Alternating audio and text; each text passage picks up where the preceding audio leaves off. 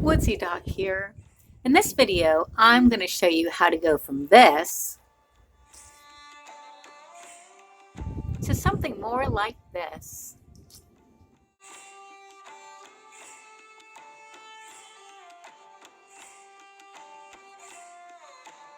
The first thing I have to do is get rid of all this bark, which I do using my wood chisel. For the more resistant, firmly adhered bark, I'll have to grind it off with the sander. Oh hey, if you haven't subscribed to my channel yet, please do so now. I'd really appreciate it.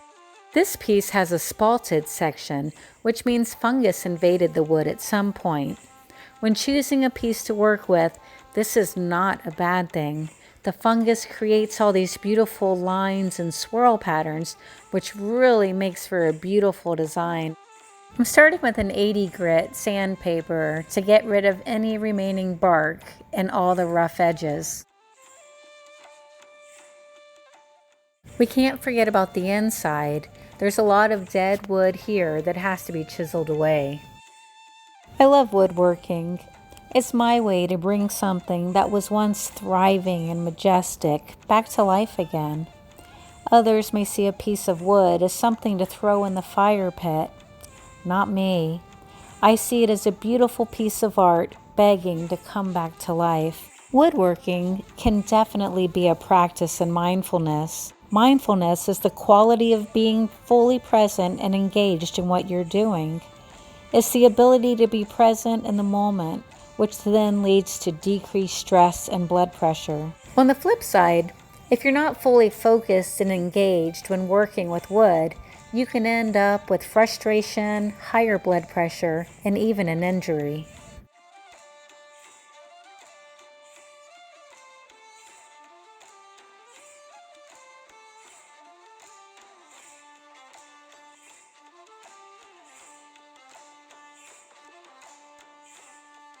After the 80 grit, I'll switch to a 120.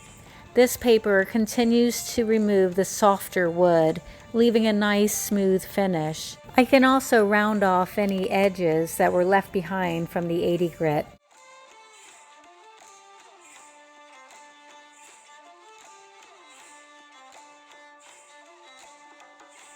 Here you can see all the swirl patterns from the spalted wood.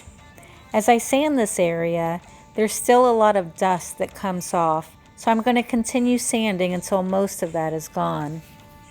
I'm not quite sure what I'm showing here other than maybe beautiful swirl patterns, but it is a great time to mention that I'm so excited that I finished writing my memoir. It should be out by December of this year, 2020. The name of it will be Wildfire. So if interested, take a look on Amazon and other book retailers toward the end of this year.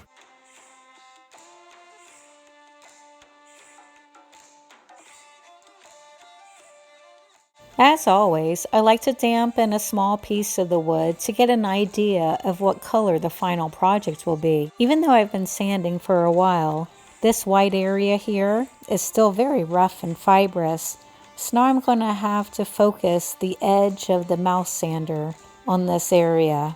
Once everything is sanded, I'll switch to the 220 for an even smoother finish.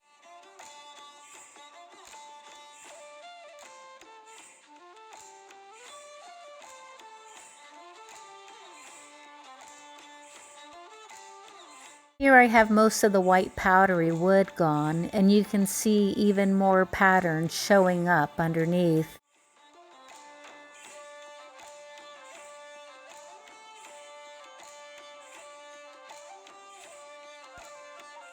One final inspection by Little Suki and I'm good to go.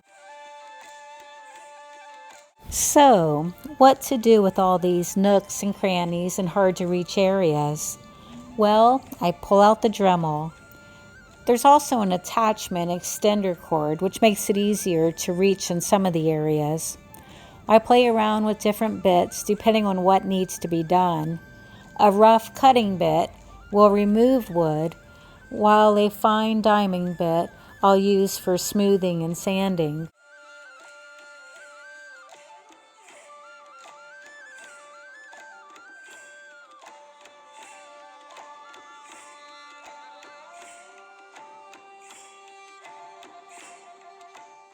So here is my absolute favorite bit for the drill. This is a sanding flap wheel. It is awesome.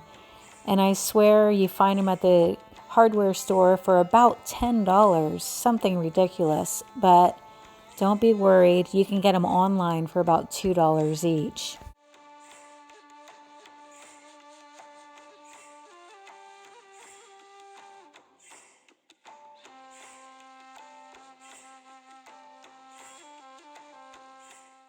Well, it's September 9th, 2020. I came outside to do some woodworking, but it looks like I will not be doing any today.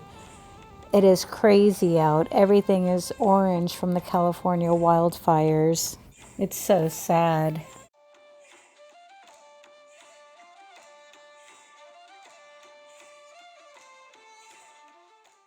Now it's time to play and be creative.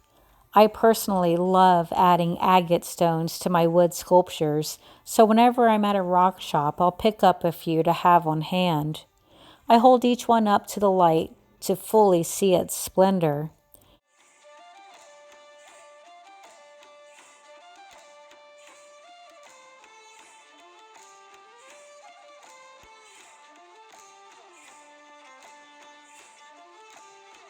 Then I get the piece of wood I've been working on to see if any of the stones fit, kind of like doing a puzzle. When I find the right stones, I'll try to wedge them in place or hold them there temporarily with tape. Then I'll put a light behind it to see how it looks. Here I'm using a small LED light that's called iZoom. But if you look closely, these are not the actual stones I used in my final piece. I changed them later. Next, I'm going to try to find a base for it. I'm starting off with this white sandstone, flipping it around different angles, upside down to see which is more stable. Then I'll move to the piece of wood, doing the same thing.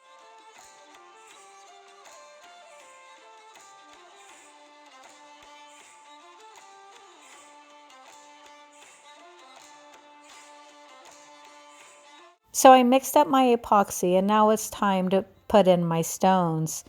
Trust me, get a 3-minute or at the very least a 5-minute quick drying epoxy.